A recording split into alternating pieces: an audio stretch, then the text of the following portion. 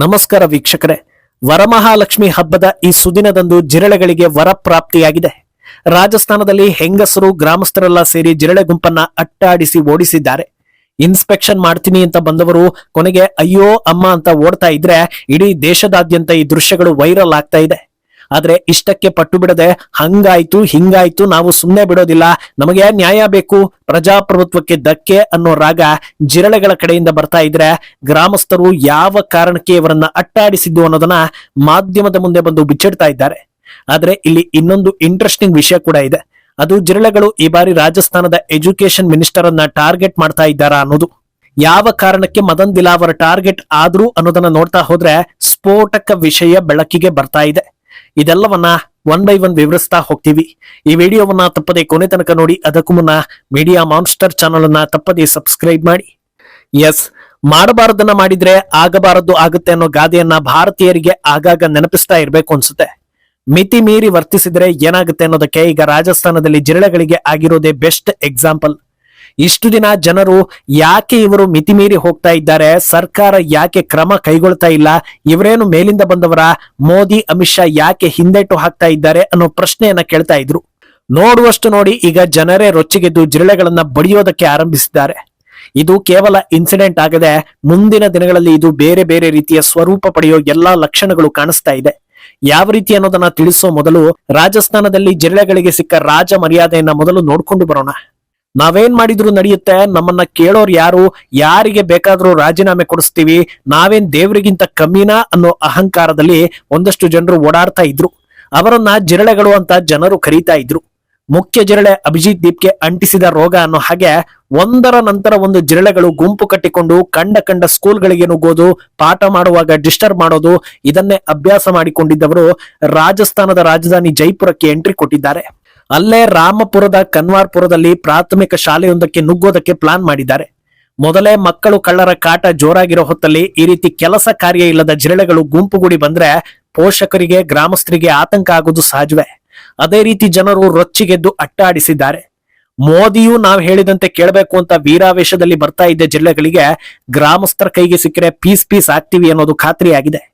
ಯಾವಾಗ ಮೂಳೆ ಮುರಿತಾರೆ ಅನ್ನೋದು ಕನ್ಫರ್ಮ್ ಆಗುತ್ತೋ ಆಗ ಓಟ ಕಿತ್ತಿದ್ದಾರೆ. 2-3 ಕಾರ್ಗಳಲ್ಲಿ ಬಂದಿದ್ದ ಜನರನ್ನ ಗಮನಿಸಿದ್ದ ಗ್ರಾಮಸ್ಥರು ಕಾರ್ಗಳನ್ನು ಬಿಡದೆ ಗ್ಲಾಸ್ಗಳನ್ನ ಪುಡಿ ಮಾಡಿ ಕೈಗೆ ಸಿಕ್ಕ ಜಿರಳೆಗಳಿಗೆ ಧಾರಾಳವಾಗಿ ಕಜ್ಜಾಯ ಕೊಟ್ಟಿದ್ದಾರೆ. ಪ್ರಮುಖ ಜಿರಳೆ ಅಶುತೋಷ್ ರಾಂಕ ತಲೆಗೆ 3 ಬಾರಿ ಯಾರೋ ಒಬ್ಬ ಮೊಟಕಿರೋ ದೃಶ್ಯ ಕೂಡ ಸೆರೆಯಾಗಿದೆ. ಯಾವ ಶಾಲೆ ಕಡೆಗೆ ಬರ್ತಾ ಇದ್ರೋ ಆ ಶಾಲೆ ದಾರಿಯನ್ನ ಕನಸಿನಲ್ಲೂ ನೆನಪು ಮಾಡಿಕೊಳ್ಳಬಾರದು ಅನ್ನೋದಕ್ಕೆ ಯಾವ ರೀತಿ ಟ್ರೀಟ್ಮೆಂಟ್ ಕೊಡ್ಬೇಕಿತ್ತೋ ಅದು ಜನರ ಕಡೆಯಿಂದ ಆಗುತ್ತೆ. ಅಂತೂ ಇಂತೂ ಜೀವ ಉಳಿಸ್ಕೊಂಡು ಸೇಫ್ ಜಾಗದಲ್ಲಿ ನಿಲ್ಲೋ ಜಿರಳೆಗಳು ಆಕ್ರಂದನವನ್ನ ಶುರು ಮಾಡುತ್ತವೆ. ಅಯ್ಯಯ್ಯೋ ಪ್ರಜಾಪ್ರಭುತ್ವಕ್ಕೆ ಧಕ್ಕೆ, ನಮಗೆ ಹಾಗ್ ಮಾಡ್ಬಿಟ್ರು ಹೀಗ್ ಮಾಡ್ಬಿಟ್ರು, ಅವರೆಲ್ಲ RSS ಹಾಗೂ ಬಿಜೆಪಿ ಗೂಂಡಾಗಳು ಅಂತ ಆರೋಪಿಸ್ತಾರೆ. ಇವರೇನೋ ನಾವು ಜಿರಳೆಗಳು ಅಂತ ಹೇಳ್ಕೊಂಡು ಬಂದಿದ್ರಿಂದ ಗುರುತು ಸಿಗುತ್ತೆ. ಆದ್ರೆ ಸಾಮಾನ್ಯ ಗ್ರಾಮಸ್ಥರನ್ನ ಇವರು ಯಾವ ಆಧಾರದ ಮೇಲೆ ಬಿಜೆಪಿ ಕಾರ್ಯಕರ್ತರು ಅಂತ ದೂರ್ತಾ ಇದ್ದಾರೆ ಅನ್ನೋದು ಮನುಷ್ಯ ಸಹಜ ಪ್ರಶ್ನೆ. ಇವರೇನೋ ಭಾರತ್ ಮಾತಾ ಕಿ ಜೈ ಅಂದ್ರು ಅವರನ್ನ ಬಿಜೆಪಿ ಅಂತಾರೆ, ಒಂದೇ ಮಾತರಂ ಅನ್ನುವವರನ್ನು ಬಿಜೆಪಿ ಅಂತಾರೆ, ಹಿಂದೂ ದೇವರನ್ನ ಪೂಜಿಸಿದ್ರು ಬಿಜೆಪಿ ಅಂತಾರೆ, ನಮ್ಮ ದೇಶ ಚೆನ್ನಾಗಿರ್ಬೇಕು, ಉಗ್ರ ಪೋಷಿತ ಪಾಕಿಸ್ತಾನ ಹಾಳಾಗೋಗ್ಲಿ ಅನ್ನುವವರನ್ನು ಬಿಜೆಪಿ ಅಂತಾರೆ. ಒಟ್ನಲ್ಲಿ ಜವಾಬ್ದಾರಿಯುತ ಭಾರತೀಯ ಪ್ರಜೆ ಏನ್ ಮಾಡಿದ್ರು ಅದನ್ನ ಬಿಜೆಪಿ ಅಂತಾರೆ. ಆದ್ರೆ ಯಾವ ಕಾರಣಕ್ಕೆ ಅಟ್ಟಾಡಿಸಿ ಹೊಡೆದಿದ್ದು ಅನ್ನೋದನ್ನ ಅಲ್ಲಿನ ಜನರೇ ತಿಳಿಸಿದ್ದಾರೆ. ಜಿರಳೆಗಳನ್ನ ಓಡಿಸಿದವರ ಪೈಕಿ ಒಬ್ಬರಾದ ಈ ಮಹಿಳೆ ಹೇಳ್ತಾ ಇರೋದು, ನಾವು ಯಾವ ಪಕ್ಷದ ಬೆಂಬಲಿಗರು ಕೂಡ ಅಲ್ಲ, ಆದ್ರೆ ಇವರೆಲ್ಲ ಬಂದು ಇಲ್ಲಿ ಶಾಲೆಯನ್ನ ಹಾಳು ಮಾಡೋದಕ್ಕೆ ನೋಡ್ತಾ ಇದ್ದಾರೆ. ನನ್ನ ಮಕ್ಕಳು ಇಲ್ಲೇ ಓದ್ತಾ ಇರೋದು. ಇತ್ತೀಚೆಗಷ್ಟೇ ಸರ್ಕಾರದಿಂದ ಶಾಲಾ ದುರಸ್ತಿಗೆ 12 ಲಕ್ಷ ರೂಪಾಯಿ ಸ್ಯಾಂಕ್ಷನ್ ಮಾಡಿದ್ದಾರೆ. ಇವರುಗಳು ಇಲ್ಲಿ ಬಂದು ಮಾಡಬಾರದನ್ನ ಮಾಡಿದ್ರೆ ಹೇಗ್ ತಾನೇ ನೋಡ್ಕೊಂಡು ಸುಮ್ಮನಿರೋದು ಅನ್ನೋದು ಗ್ರಾಮಸ್ಥರ ಮಾತು. ಇನ್ನು ಈ ರೀತಿ ಅವಮಾನ ಆದ್ಮೇಲೂ ಸುಮ್ಮನೆ ಇದ್ರೆ ಮುಂದಿನ ಜೀವನ ನಡೆಸೋದು ಹೇಗೆ ಅಂತ ಅಶುತೋಷ್ ರಾಂಕ ಕೂಡ ಮಾಧ್ಯಮದ ಮುಂದೆ ಮಾತಾಡ್ತಾನೆ. ನೋಡಿ ಸಾರ್, ಇವರು ಕಲ್ಲು ಹೊಡೆದಿದ್ದಾರೆ, ಅಲ್ಲು ಹೊಡೆದಿದ್ದಾರೆ, ಇಲ್ಲು ಹೊಡೆದಿದ್ದಾರೆ, ಇವರೆಲ್ಲ ಬಿಜೆಪಿ ಗುಂಡಾಗಳು. ನಾನು ಇದನ್ನ ಇಲ್ಲಿಗೆ ಸುಮ್ಮನೆ ಬಿಡೋದಿಲ್ಲ.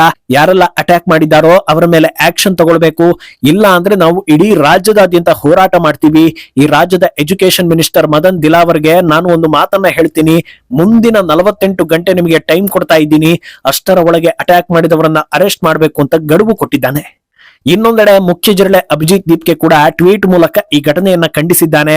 ಆದ್ರೆ ಈ ಮಧ್ಯೆ ಕೆಲ ಗ್ರಾಮಸ್ಥರು ಜಿರಳೆಗಳ ಜೊತೆ ಬಂದಿದ್ದವರೇ ಕಾರನ್ನ ಪುಡಿ ಮಾಡಿಕೊಂಡಿದ್ದಾರೆ ಅನ್ನೋ ಆರೋಪ ಕೂಡ ಮಾಡಿದ್ದಾರೆ. ಇದು ತನಿಖೆ ಆಗ್ಬೇಕಿದೆ. ಅಂದಹಾಗೆ ಈ ವಿಚಾರದಲ್ಲಿ ಜಿರಳೆಗಳು ಯಾರ ಮೇಲೆ ಗೂಬೆ ಕೂರಿಸ್ತಾರೆ? ಕಾನೂನಾತ್ಮಕವಾಗಿ ಗೆಲ್ಲೋದಕ್ಕೆ ಸಾಧ್ಯನಾ ಅಂತ ನೋಡಿದ್ರೆ ಈ ವಿಚಾರ ಮುಂದಿಟ್ಕೊಂಡು ಕೋರ್ಟ್ಗೆ ಹೋದ್ರೆ ಉಗಿದು ಕಳಿಸ್ತಾರೆ, ಮರ್ಯಾದೆ ಕಳ್ಕೊಂಡು ಬರೋ ಸಾಧ್ಯತೆ ಇರುತ್ತೆ. ಯಾಕಂದ್ರೆ ಶಾಲೆಗಳಿಗೆ ವಿಸಿಟ್ ಕೊಡೋದಕ್ಕೆ ಇವರು ಯಾರು? ಇವರನ್ನ ಸಾಂವಿಧಾನಿಕವಾಗಿ ಯಾರಾದ್ರೂ ನೇಮಿಸಿದ್ದಾರಾ? ಯಾರ ಪರ್ಮಿಷನ್ ತಗೊಂಡು ಇವರು ಗ್ರಾಮದ ಒಳಗೆ ಶಾಲೆ ಒಳಗೆ ನುಗ್ತಾ ಇದ್ದಾರೆ ಅನ್ನೋ ಪ್ರಶ್ನೆ ಬರುತ್ತೆ. ಇದನ್ನ ಡಿಫೆಂಡ್ ಮಾಡೋದಕ್ಕೆ ನಾವು ಈ ದೇಶದ ಪ್ರಜೆ, ನಮಗೆ ಎಲ್ಲವನ್ನೂ ತಿಳ್ಕೊಳ್ಳೋ ಅಧಿಕಾರ ಇದೆ ಅನ್ನೋ ಬಾಲಿಶ ಹೇಳಿಕೆ ಕೊಡ್ತಾರೆ. ಹಾಗಿದ್ರೆ ನಾಳೆ ದಿನ ಇನ್ನೊಂದಷ್ಟು ಜನರು ಗುಂಪು ಕಟ್ಕೊಂಡು ಕೇಜ್ರಿವಾಲ್ ಮನೆಗೆ ಹೋಗಿ ನಾವು ಈ ದೇಶದ ಪ್ರಜೆಗಳು, ನಮಗೆ ನಿಮ್ಮ ಮನೆಯ ಕಿಚನ್ ಡಿಸೈನ್ ಹೇಗಿದೆ ಅಂತ ನೋಡ್ಬೇಕು ಅಂತ ಆಸೆ ಆಗಿದೆ, ನಮ್ಮನ್ನ ತಡೆದ್ರೆ ಧರಣಿ ಕೂರ್ತೀವಿ, ನಾವು ಜೆನ್ಸಿಗಳು ಅಂತ ಹೇಳಿದ್ರೆ ಅದಕ್ಕೆ ಮೀನಿಂಗ್ ಇರುತ್ತಾ? ಅದರಿಂದ ಸ್ವಲ್ಪ ತಲೆಯಲ್ಲಿ ಬುದ್ಧಿ ಇರುವವರಿಗೂ ಕೂಡ ಇವರ ಮೇಲೆ ಅಸಹ್ಯ ಹುಟ್ಟುತ್ತಾ ಇದೆ. ಇನ್ನು ಇಲ್ಲಿ ಇನ್ನೊಂದು ಸ್ಫೋಟಕ ವಿಚಾರ ಕೂಡ ಇದೆ. ಅದೇನಂದ್ರೆ ಅಶುತೋಷ್ ರಾಂಕ ನೇರವಾಗಿ ಎಜುಕೇಶನ್ ಮಿನಿಸ್ಟರ್ ಮದನ್ ದಿಲಾವರ್ ಹೆಸರು ಹೇಳಿ ಗಡುವು ಕೊಟ್ಟಿರೋದು. ಯಾವ ಕಾರಣಕ್ಕೆ ಅವರನ್ನ ಟಾರ್ಗೆಟ್ ಮಾಡ್ತಾ ಇದ್ದಾರೆ ಅನ್ನೋದನ್ನ ನೋಡ್ತಾ ಹೋದ್ರೆ, ಕಳೆದ ವರ್ಷ ರಾಜಸ್ಥಾನದಲ್ಲಿ ದೊಡ್ಡ ಶೈಕ್ಷಣಿಕ ಬದಲಾವಣೆಗೆ ದಿಲಾವರ್ ಕಾರಣ ಆಗಿದ್ರು. 11 ಹಾಗೂ 12ನೇ ತರಗತಿ ಪಠ್ಯದಲ್ಲಿ ಆಜಾದಿ ಕೆ ಬಾದ್ ಕಾ ಸ್ವರ್ಣಿಂ ಭಾರತ್ ಅನ್ನೋ ಪಾಠವನ್ನ ತೆಗೆದು ಹಾಕಿದ್ರು. ಅದಕ್ಕೆ ಸೂಕ್ತ ಕಾರಣ ನೀಡಿದ್ದ ಅವರು, ಇದರಲ್ಲಿ ಅನಾವಶ್ಯಕವಾಗಿ ಗಾಂಧಿ ಫ್ಯಾಮಿಲಿಯನ್ನ ಹೊಗಳೋ ಕೆಲಸ ಆಗಿದೆ, ಪ್ರಮುಖ ರಾಷ್ಟ್ರೀಯ ನಾಯಕರ ಹೆಸರನ್ನ ಕೈಬಿಟ್ಟು ಕೇವಲ ಗಾಂಧಿ ಫ್ಯಾಮಿಲಿ ಲೀಡರ್ಗಳನ್ನ ಹಾಡಿ ಹೊಗಳೋ ಕೆಲಸ ಆಗಿದೆ. ಆದ್ರಿಂದ ಇದನ್ನ ಮಕ್ಕಳು ಕಲಿಯೋ ಅವಶ್ಯಕತೆ ಇಲ್ಲ, ಇದನ್ನ ಓದಿ ಮಕ್ಕಳು ಕಲಿಯುವಂತದ್ದು ಏನೂ ಇಲ್ಲ, ಆದ್ರಿಂದ ಈ ಪಾಠದ ಅವಶ್ಯಕತೆ ಇಲ್ಲ ಅಂತ ಹೇಳಿದ್ರು. ಈ ನಡೆಯಿಂದ ಕೈ ನಾಯಕರೆಲ್ಲ ರೊಚ್ಚಿಗೆದ್ದು ಅಸಮಾಧಾನವನ್ನ ಹೊರ ಹಾಕಿದ್ರು. ಆದ್ರೆ ತಮ್ಮ ನಿಲುವನ್ನ ಸಮರ್ಥಿಸಿಕೊಂಡಿದ್ದ ದಿಲಾವರ್ ಈ ಪಾಠಗಳಲ್ಲಿ ಜವಾಹರ್ಲಾಲ್ ನೆಹರು, ಇಂದಿರಾ ಗಾಂಧಿ, ರಾಜೀವ್ ಗಾಂಧಿ, ಸೋನಿಯಾ ಗಾಂಧಿ ಬಗ್ಗೆ ದೊಡ್ಡ ದೊಡ್ಡ ವಿವರಣೆ ಕೊಟ್ಟಿದ್ದಾರೆ.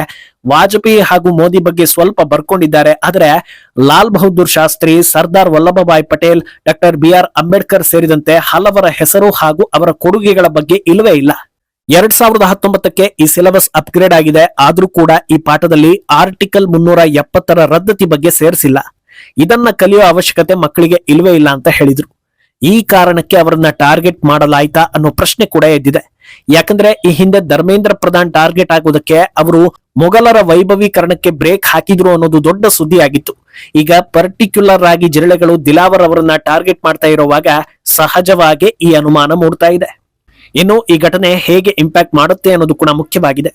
ಒಂದು ವೇಳೆ ಜಿರಳೆಗಳ ವಿರುದ್ಧ ಕೇಂದ್ರ ಸರ್ಕಾರ ಆಕ್ಷನ್ ತೆಗೆದುಕೊಂಡಿದ್ರೆ ಅದಕ್ಕೆ ಸರ್ವಾಧಿಕಾರ, ಟಾರ್ಗೆಟ್ ಮಾಡ್ತಾ ಇದ್ದಾರೆ, ಧ್ವನಿಯನ್ನ ಅಡಗಿಸ್ತಾ ಇದ್ದಾರೆ ಅನ್ನೋ ಬಣ್ಣವನ್ನ ಕಟ್ಟಿ ಇನ್ನೊಂದು ರೀತಿ ಹಂಗಾಮ ಮಾಡೋದಕ್ಕೆ ಅವಕಾಶ ಇರ್ತಾ ಇತ್ತು. ಆದ್ರೆ ಈಗ ಕೇಂದ್ರ ಏನ್ ಮಾಡ್ತಾರೋ ಮಾಡ್ಲಿ ನೋಡೋಣ ಅಂತ ಬಿಟ್ಟಿದ್ದು, ಲಂಗು ಲಗಾಮಿಲ್ಲದೆ ಇವರೆಲ್ಲ ಮಿತಿ ಮೀರ್ತಾ ಇದ್ದಾರೆ. ಸಾಲದಕ್ಕೆ ಭಾರತೀಯರನ್ನೇ ಎದುರು ಹಾಕಿಕೊಳ್ತಾ ಇದ್ದಾರೆ. ಅದರಿಂದ ಜನತಾ ಜನಾರ್ದನರೇ ಪ್ರಸಾದ ವಿನಿಯೋಗ ಮಾಡ್ತಾ ಇದ್ದಾರೆ.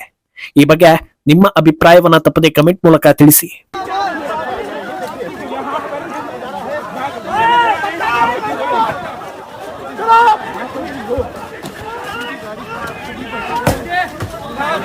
गाड़ियों के साथ